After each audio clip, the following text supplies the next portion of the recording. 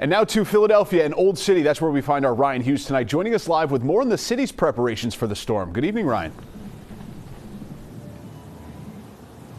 Hey there, Ross. Good evening. I spoke with the city's streets department a short time ago, and we were told this is the calm before the storm. Crews are checking over all the pieces of equipment. They're hooking the plows up to the trucks, and we are told that they will be in place tonight before the storm hits. And even though that snow is coming our way, the clock is ticking. Many people are venturing out tonight despite this brutally cold weather. And Ross, it is definitely cold. You need all the layers out here tonight. We have seen a number of people bundled up, walking with the heavy coats, the scarves, and the hats. We've also seen several people heading out to restaurants for some dinner, knowing they will likely be snowed in and stuck inside for most of the day tomorrow. The snow emergency in the city goes into effect at 9 p.m. tonight, and it will remain in place until the road conditions improve.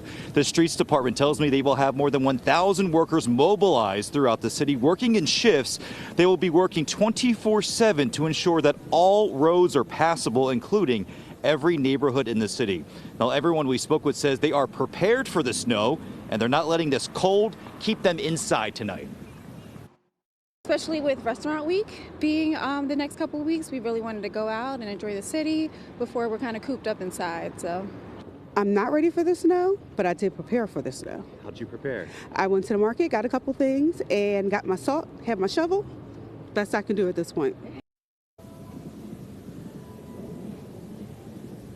And the streets department tells me they have been pre-treating these roads since Wednesday, and they have more than 30,000 tons of salt ready once the storm hits. We are live in Old City tonight. Ryan Hughes. Ross, back to you. A cold night before the storm arrives. Ryan, thanks so much.